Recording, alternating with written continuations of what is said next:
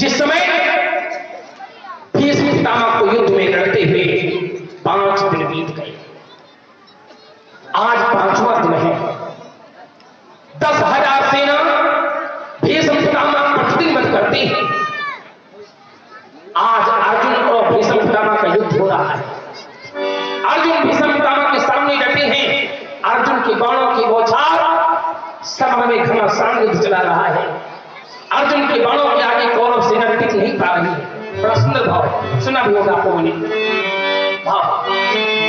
मार अर्जुन की न कौरव सह सके,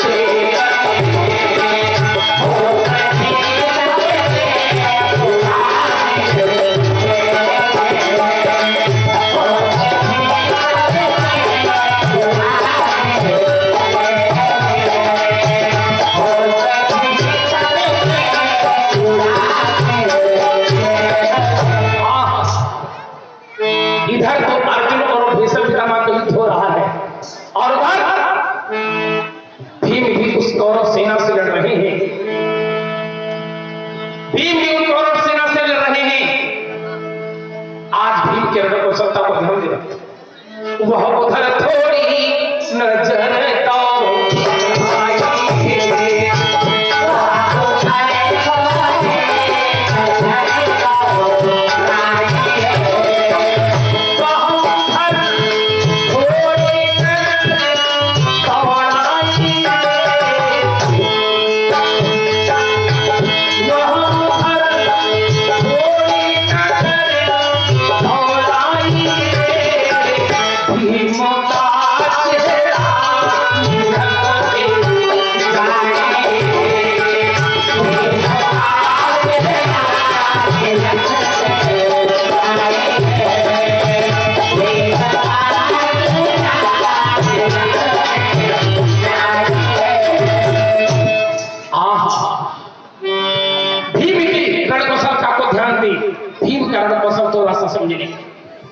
भीम उस कौरव सेना से लड़ रहे हैं।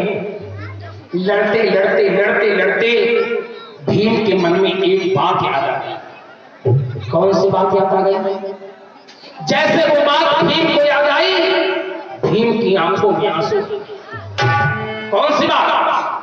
द्रौपदी के याद आंसू आ गए।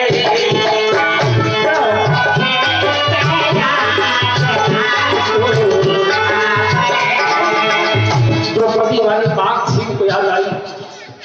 द्रौपदी वाली बात भीम को याद आई। कौन सी द्रौपदी वाली बात याद आई? आप सभी जानते हैं, जिस समय हस्तिनापुर में, बिल्कुल संक्षेप में हम बता रहे हैं, जिस समय हस्तिनापुर में दुर्योधन इत्यादि सभी कौरवों ने जुए का खेल रचाया। आप सभी जानते हैं, ज्यादा कुछ कहना है नहीं। पांडवों को बुलाया, धर्मराज, अर्जुन, भीम, नकुल, सहदेव, ये सब आए। सब लोग बैठे हैं, जुए का खेल खेला गया। और आप सभी जानते हैं, इस जुए के खेल में धर्मराज अपना सब कुछ हार गए थे। हाथी घोड़े अस्त्र शस्त्र हीरा मोती जवाहरात, यानी कहने का मतलब अस्त्र शस्त्र सब कुछ हार गए, कुछ नहीं बचा। अंत में अपने आप को भी हार गए थे। और जब कुछ नहीं बचा तो आखिरी दांव जो द्रौपदी को लगा था, द्रौपदी को भी हार गए थे धर्मराज। और जब द्रौपदी को धर्मराज हार गए तब तो दुर्योधन ठहाका मार के हंसा। दुशासन को आदेश दिया, दुशासन को आदेश दिया, जाओ जैसे भी हो सके उस द्रौपदी को पकड़ के लाओ। दुशासन गया, द्रौपदी से जाते जाते बोल पड़ा, चल तुझे भैया दुर्योधन ने बुलाया। द्रौपदी बोली, भैया मुझे दुर्योधन ने बुलाया? क्यों? कहा तेरे पांचों पति तुझे जुए में हार गए। दुशासन तब नैन तरेरे, जुए में हार गए पति तेरे। चल। द्रौपदी ने कहा, भैया अगर केवल मुझे ही हारे हैं तो उनका अधिकार मुझको बुलाने का कोई नहीं। पहले ये बताओ कि केवल मुझे ही हारे हैं या अपने आप को भी हार गए? दुशासन ने कहा, अपने आप, सारा राजपाट वैभव, मैं अपने भाइयों तक भी हार गए। तब तो द्रौपदी बेचारी मजबूर हो गई, हाथ जोड़ करके बोली, भैया मुझे उस सभा में मत ले चलो। आप सभी जानते हैं द्रौपदी कहती, भैया मैं रजस्वला एक व्रत था,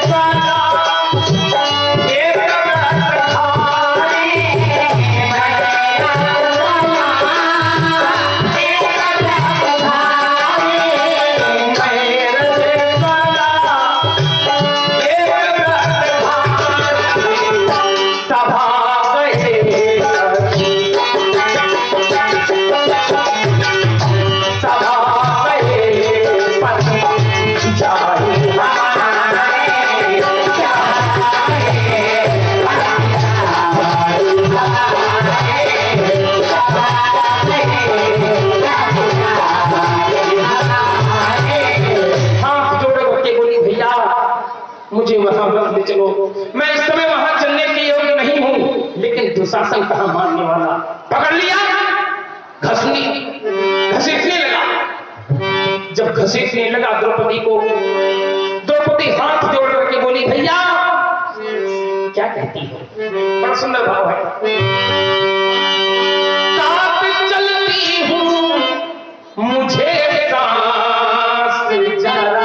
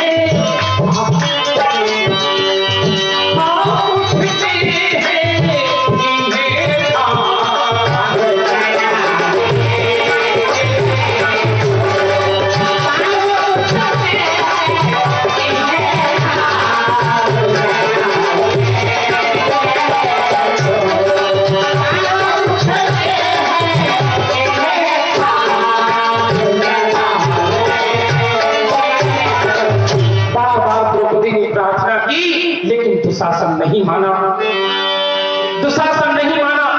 पकड़ के घसीटते हुए हस्तिनापुर में ले गया, दुर्योधन के सामने कर दिया।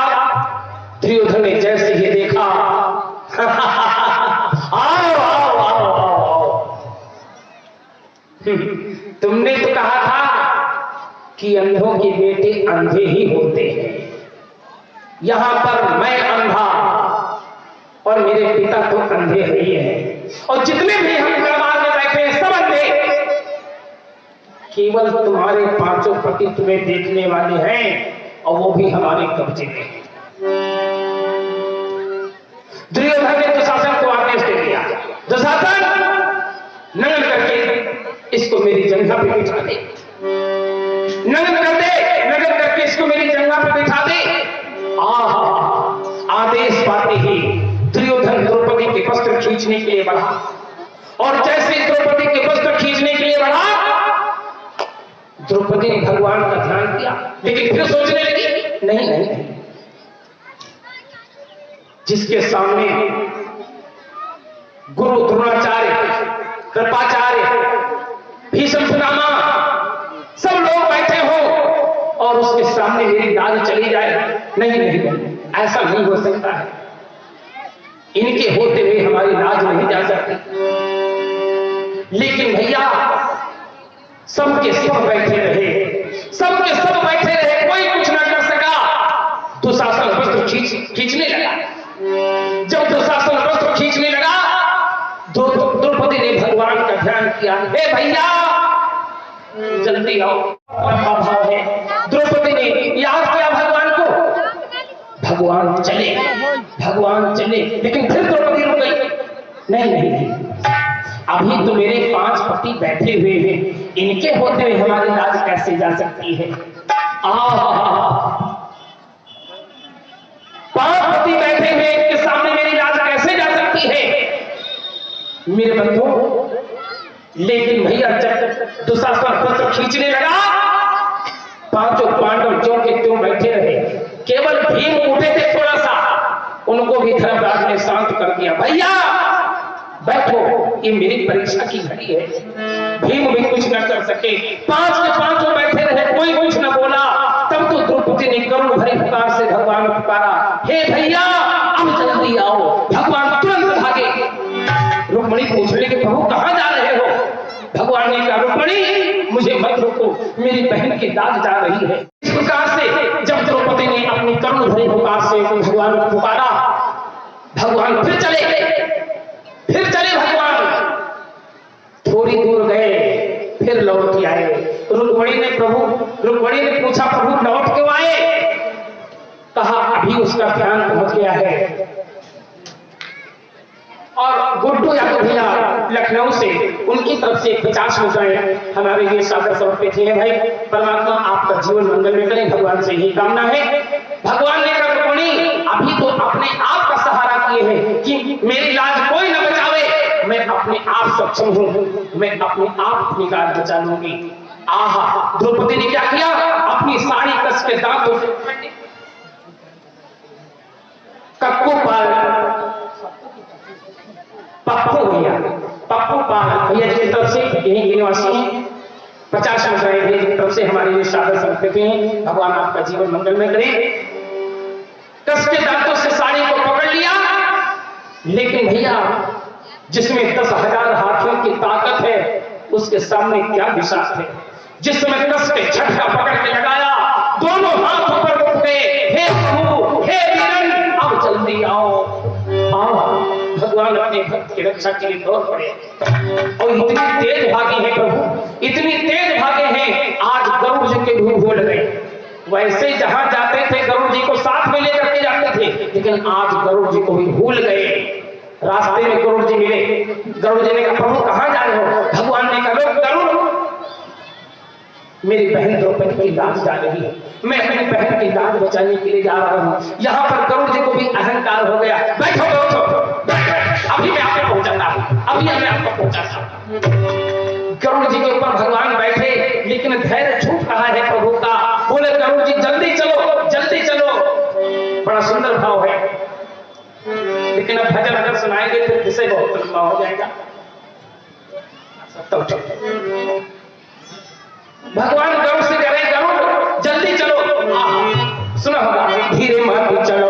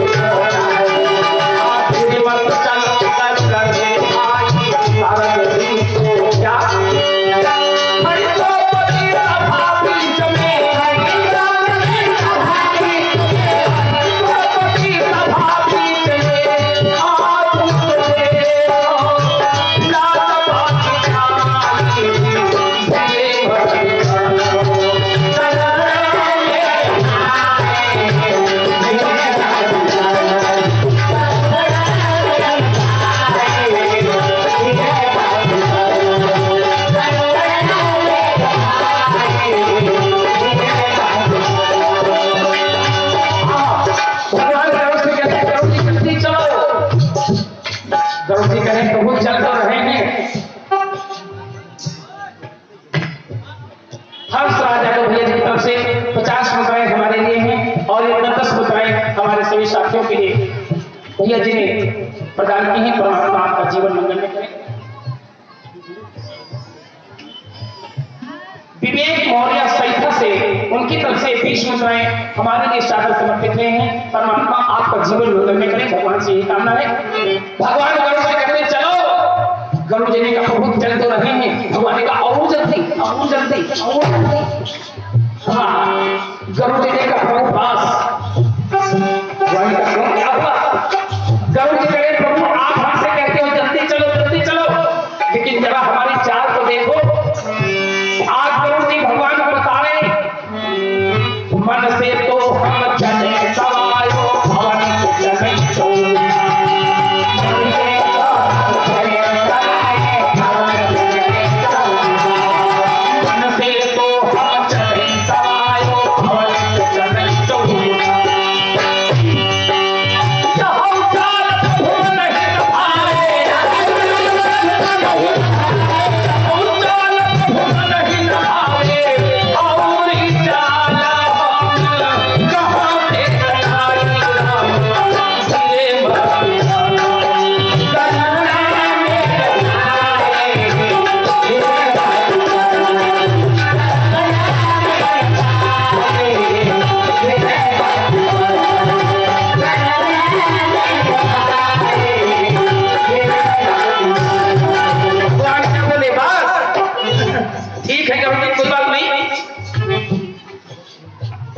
और एक बहन जी की तरफ से भाई 20 मुद्राएं हमारे लिए सादर समर्पित हैं। हम आशीर्वाद की कामना करते हैं, आपका आशीर्वाद बना रहे।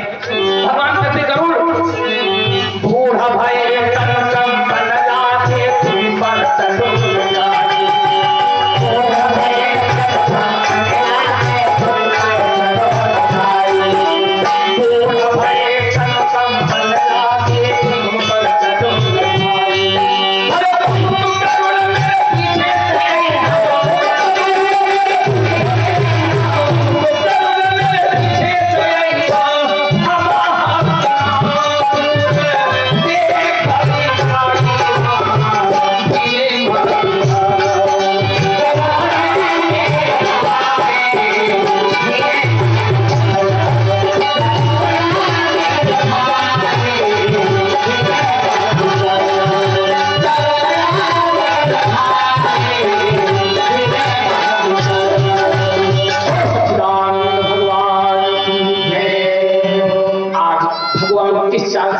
हस्तिनापुर को जरा विचार करें। जब भगवान हस्तिनापुर पहुंचे तब जाकर के उन्होंने ही द्रौपदी की लाज बचाई।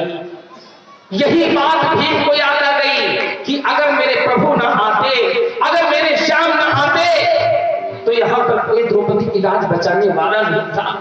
वही बात भीम को याद आई। भीम की आंखों में आंसू आ गए, क्रोध आ गया। द्रौपदी के याद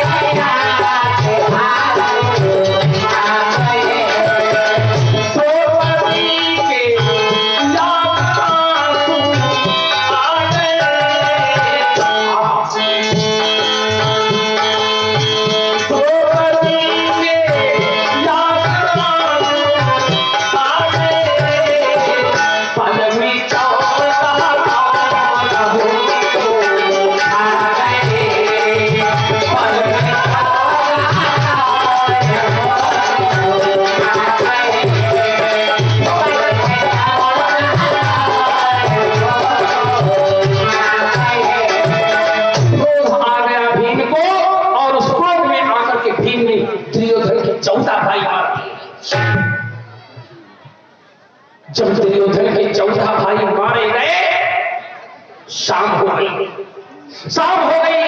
सूर्य अस्ताचल को चले गए, शंख बज गया, युद्ध समाप्त। शाम हो गई, लड़ाई पर शाम होने पर लड़ाई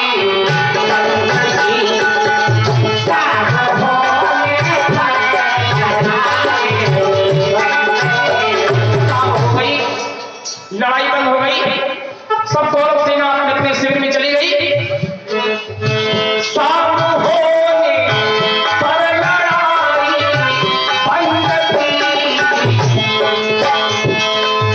शाम होने पर लड़ाई बंद थी, कौरवों की रात में कौरवों की रात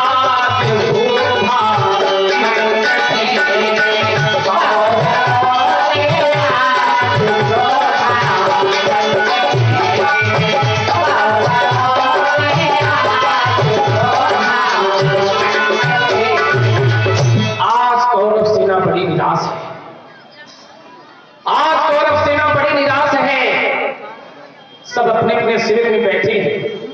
एक दिन की बात है, शाम का समय है, भीष्म पितामह एकांत में बैठे हैं, भगवान का भजन कर रहे थे। तब तक दुर्योधन पहुंच गया और दुर्योधन भीष्म पितामह से रो करके कहने लगा, बाबा तुम्हारे देखते ही देखते भीम ने मेरे 14 भाई मार दिए। बाबा हमें तो ऐसा लगता है कि तुम पक्षपात की लड़ाई लड़ते हो, तुमको पांडवों से अधिक प्रेम है, हम लोगों के लिए तो केवल दिखावा है, दिखावा, तुम पांडवों की तरफ से लड़ते हो। भीष्म पितामह ने कहा, दुर्योधन अपनी जुबान को लगाम दे। दुर्योधन मैं 10,000 सेना का विनाश करता हूं प्रतिदिन और तू हमसे कह रहा मैं पांडवों की तरफ से लड़ता हूं। दुर्योधन ने कहा, बाबा हमें तुम्हारी 10,000 सेना नहीं चाहिए, हमें केवल वो 5 पांडव चाहिए, 5 पांडव। भीष्म पितामह ने कहा, अच्छा अगर ऐसी बात है तो सुन, आप तेरी हट पीछे में प्रतिज्ञा करता हूं, क्या कि एक पांडव कल को मारा,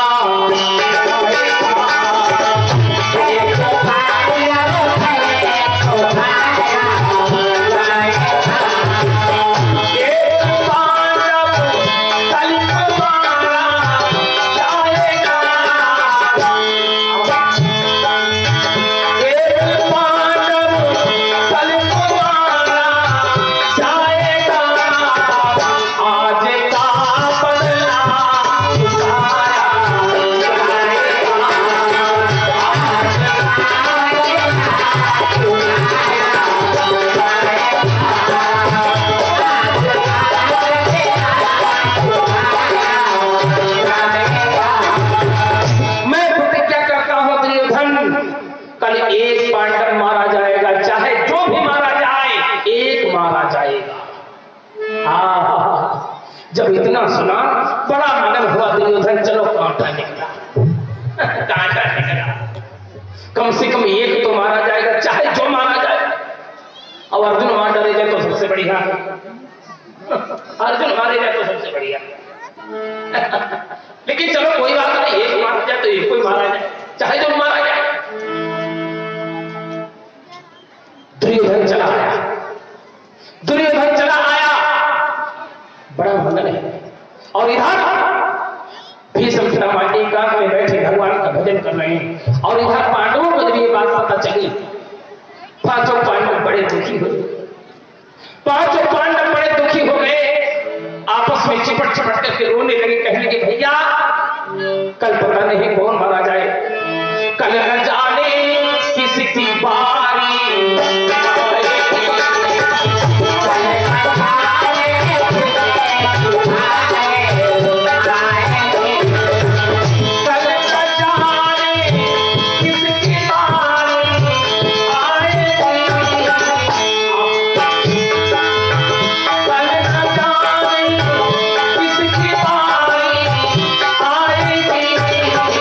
किसकी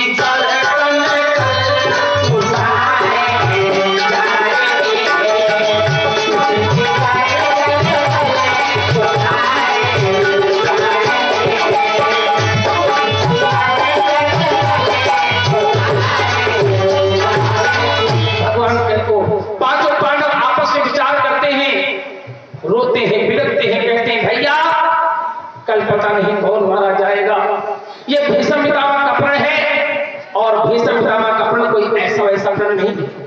वो जो प्रण कर लेते हैं उनका प्रण जरूर पूरा होता है। भैया कफन किसके सर उठाया जाएगा, कौन मरघट में जलाया जाएगा। भैया कल पता नहीं कौन मारा जाए। भगवान का ध्यान किया, हे प्रभु अब तुम ही मेरे रक्षक हो। जैसे भगवान का ध्यान किया आ गए भक्त वत्सल प्रभु भगवान श्याम सुंदर। पांडवों का जब भी कोई कार्य होता है, जब भी कोई संकट पड़ता है पांडवों के ऊपर, तो उनकी मदद भगवान कन्हैया ही करते हैं। आ गए भगवान श्याम सुंदर। देखा पांचों को रोते हुए, पूछा क्यों रो रहे हो भाई तुम सब लोग। पांचों पांडव कहने लगे प्रभु भीष्म पितामह ने कल एक पांडव मारने का प्रण किया है। हम 5 में से कल पता नहीं कौन मारा जाए, इसलिए अब हम सब आपकी ही शरण में हैं। आप जो चाहे सो करें।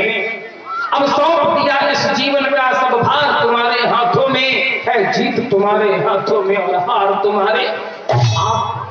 मैंने अपने जीवन की बागडोर आपके हाथों में सौंप दी है, आप जो चाहे सो करें। और भैया जिसके जीवन की बागडोर भगवान के हाथों में हो उसका भला कोई क्या कर सकता है। पांचों पांडव भगवान से प्रार्थना करने लगे प्रभु अब मैंने अपने जीवन की बागडोर आपके हाथों में सौंप दी है, आप चाहे जो करें। भगवान ने कहा तो फिर रोते क्यों हो, रो मत। अरे प्रण कल का किया है ना, कोई आज ही तो मारे नहीं हो कि हाँ आज एक पांडव मार डाली। कल का प्रण है ना, तो कल आने भी तो दो, जब कल आवे तो कल तो आवे। पांचों पांडवों को धैर्य बंधवा दिया। जब धैर्य बन गया बड़े प्रेम के साथ में पांडवों को सोवा दिया भगवान ने। पांचों पांडवों को सोवा दिया, पांडव सो गए और भगवान चल पड़े। कहां गए? आधी रात का समय भगवान कन्हैया कहां गए? द्रौपदी के डेरे। जहां पर द्रौपदी रहती हुई भगवान पहुंच गए, द्रौपदी को जगाने लगे। बहना द्रौपदी बहना उठो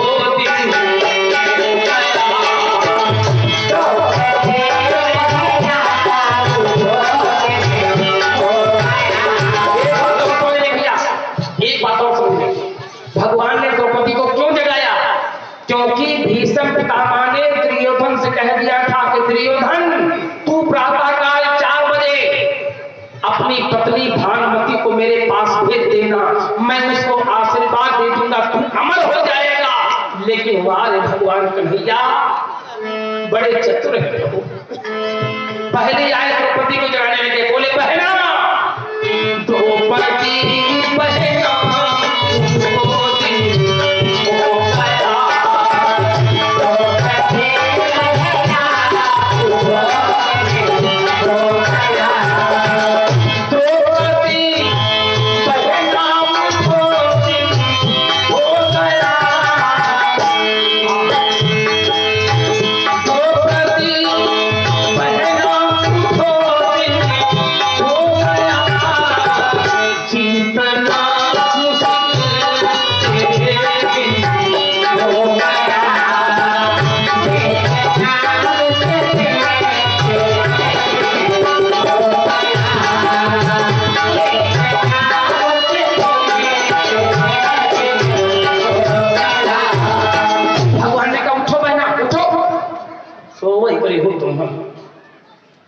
उठो बहना, तुम्हारे बगैर अब इस दुनिया में जीतना मुश्किल है। द्रौपदी उठी, देखा भैया तुम। भगवान ने कहा हाँ बहना मैं। क्या है भैया? भगवान ने कहा तुमको हमारे साथ में चलना है बहना। चलना? कहाँ? जहां मैं कहूंगा वहां। द्रौपदी बोली भैया रात के 12 बजे हम और तुम चलो, हम और तुम चलेंगे, ये दुनिया क्या कहेगी? भगवान ने कहा घबराओ नहीं बहन, घबराओ नहीं। क्या किया? पीताम्बर को लिया, बगल में दबाया, आधा ओढ़ लिया, आधा पहन लिया, घूंघट काट लिया। आज भगवान द्रौपदी को लेकर के चल पड़े। आगे आगे भगवान कन्हैया है, पीछे से बहन द्रौपदी है। चप्पलें बज रही, खाट टपाट खाट टपाट खाट टपाट चप्पलें बज रही हैं। भगवान ने कहा बहन जरा चप्पल तो निकाल दे। द्रौपदी बोली भैया क्या नंगे पैर चलेंगे? अरे भगवान ने कहा बहना आधी रात का समय है, यहाँ दुश्मनों के डेरा है, कोई सुन लेगा तो। चप्पल को निकलवाया, पीतांबर के कोने में बांधा, बगल में दबाया, आगे आगे भगवान कन्हैया पीछे से बहन द्रौपदी पहुंच गए। कहां? वहीं पर जहां भीष्म पितामह एकांत में बैठे हुए भगवान का भजन कर रहे हैं। भगवान गेट पर खड़े हैं, भगवान बाहर खड़े हैं। द्रौपदी से कहा बहना तुम्हें अंदर जाना है, जहां भीष्म पितामह बैठे हुए भगवान का भजन कर रहे हैं, तुम्हें अंदर जाना है और जाकर के भीष्म पितामह के चरणों पर गिर जाना, अपना मस्तक झुका देना। और एक बात का ध्यान रखना, जब तक भीष्म पितामह कुछ कहे ना तब तक उनके चरणों से सिर मत उठाना। भेज दिया। खुद तो द्वारे पर खड़े रहे, वारे भगवान खुद तो द्वारे पर खड़े रहे, भीतर भी जा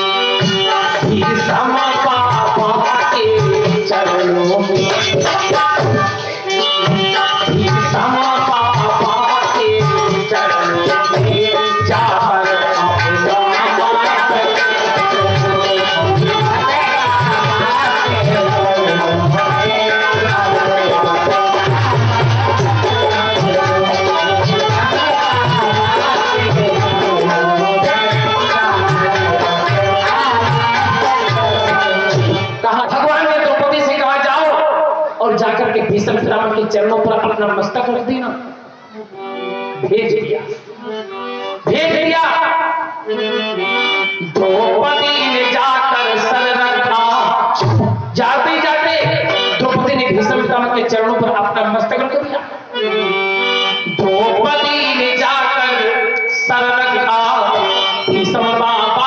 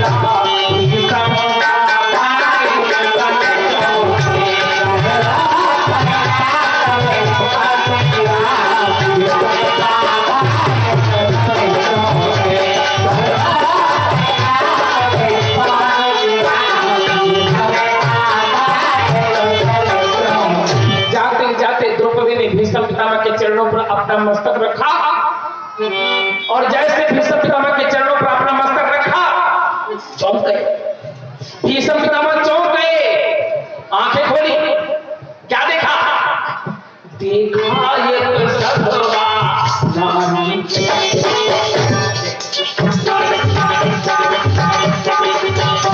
देखा ये सधवा नानी है, चरणों पर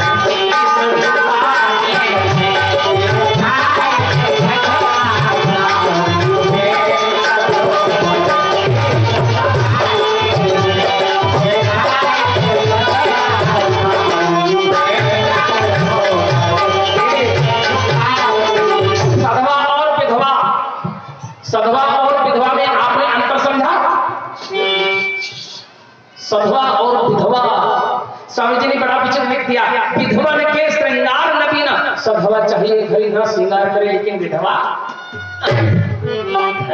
ये सब ने देखा एक सधवा नारी है, विधवा स्त्री कभी रंगीन वस्त्र नहीं धारण कर सकती। क्यों? क्योंकि हमारे समाज की परंपरा है। ये सब ने देखा एक सधवा नारी है, चरणों पर शीश झुकाती है, उसके तन की रंगीन साड़ी सधवापन को चमकाती है। ये सब ने सोचा ये वास्तव में वही सधवा है। सधवा स्त्री को क्या वरदान दिया जाता है? सधवा स्त्री अगर पैरों पर गिरे और इससे कहते हो सौभाग्यवती भव, तो समझ लो ठीक ठाक, सौभाग्यवती रहो, बहुत बढ़िया बात, बहुत खुश हुई है। और सौभाग्यवती का मतलब जानते क्या हो? सौभाग्यवती का मतलब क्या हो? तुम्हारी मृत्यु तुम्हारे पति से पहले हो। वही का कहा कि है सौभाग्यवती। लेकिन अगर ऐसे कोई से कह दिया हो कि तुम्हारी मौत तुम्हारे पति से पहले हो, बड़ी ना मरियम ना बाबा क्या होगा, हम अपने पति पहले मरेंगे।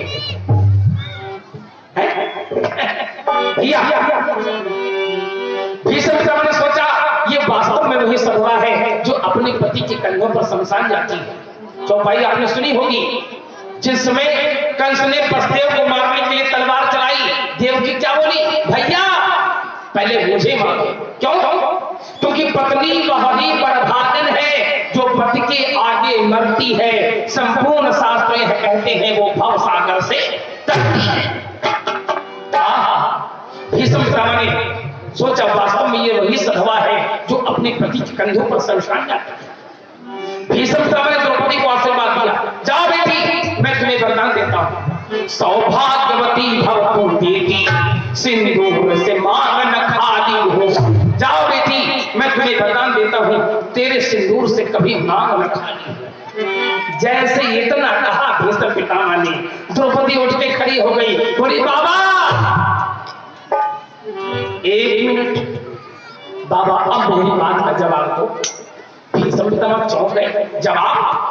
कौन सी बात का जवाब? द्रौपदी बोली बाबा दोनों बातों में बाबा, दोनों बातों में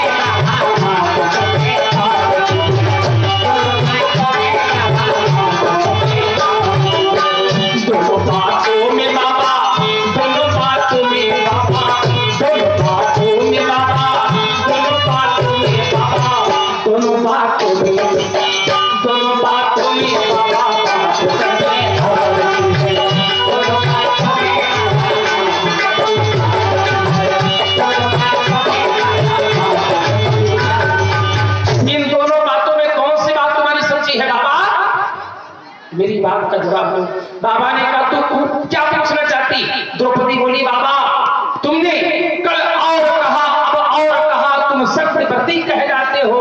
तुमने कल एक पांडव मारने का प्रण किया है कि एक पांडव कल हम मारेंगे, और आज तुम हमका सौभाग्यवती बना रहे हो। आज तुम हमें सौभाग्यवती बना रहे हो। बाबा मेरी बात का जवाब दे दो। ऋतिक भैया जी की तरफ से 50 मुद्राएं हमारे लिए शारदा समर्पित हैं, परमात्मा कल्याण करें। द्रौपदी बोली बाबा मैं 5 पतियों की नारी हूं, और अगर मेरे 5 पतियों में से मेरे यदि 5 पतियों में बाबा मेरे यदि 5 पतियों में जो एक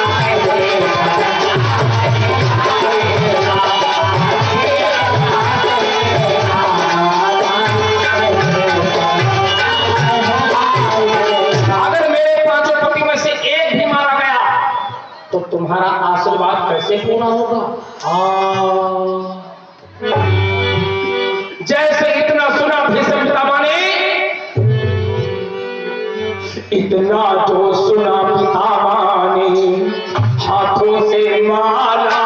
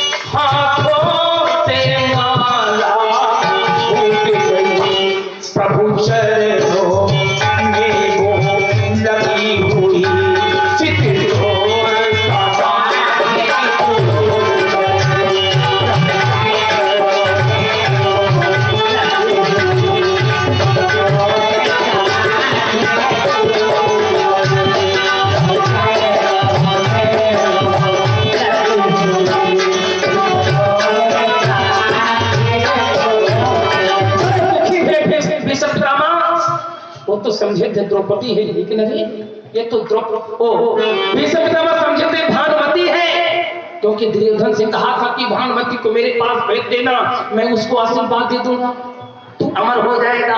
लेकिन हुआ द्रौपदी। जैसे भीष्म पितामह ने ये देखा बड़े दुखी हुए, बड़े दुखी हो गए। बोले बेटी ठीक है, कोई बात नहीं, तेरे इन प्रश्नों का उत्तर मैं पीछे ही देता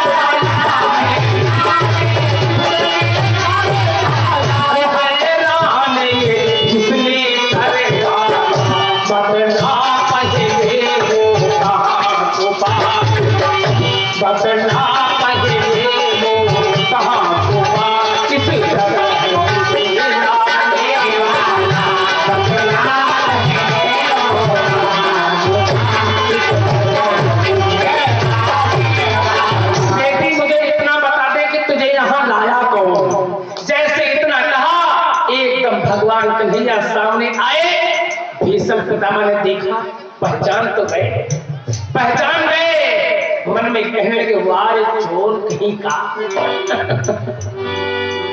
प्रभु बूढ़ा होने को आ गया, लेकिन अभी तक तेरी चोरी नहीं गई।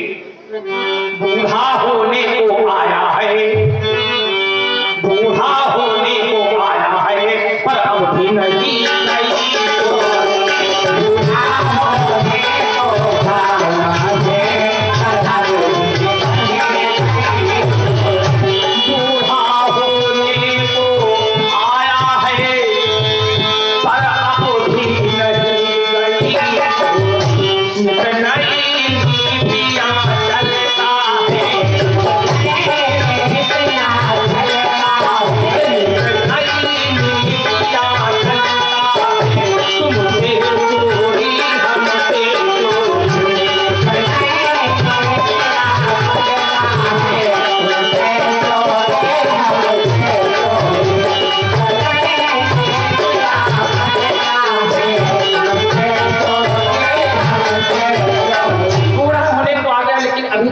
चोरी नहीं गई। इतना कह करके भीष्म पितामह थोड़ा आगे बढ़े, और जैसे आगे बढ़े तो आगे जो बढ़े पितामह जी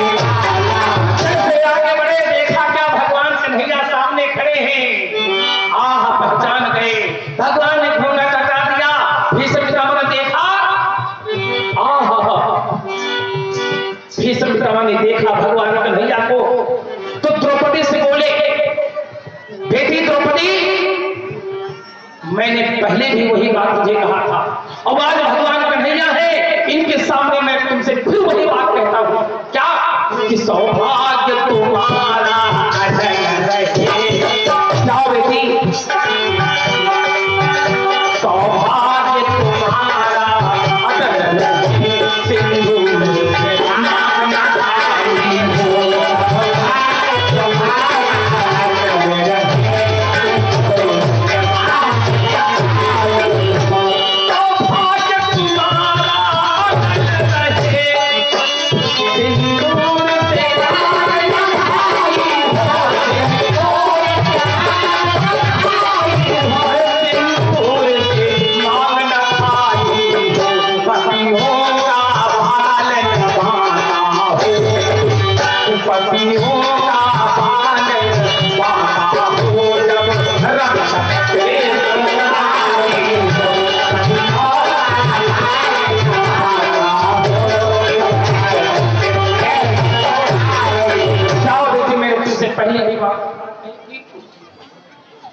और एक विद्या की तरफ से कृष्ण मुद्राएं भगवान हमारे लिए प्रदान किए हैं। परमात्मा आपका जीवन मंगल में करें, भगवान से यही कामना है।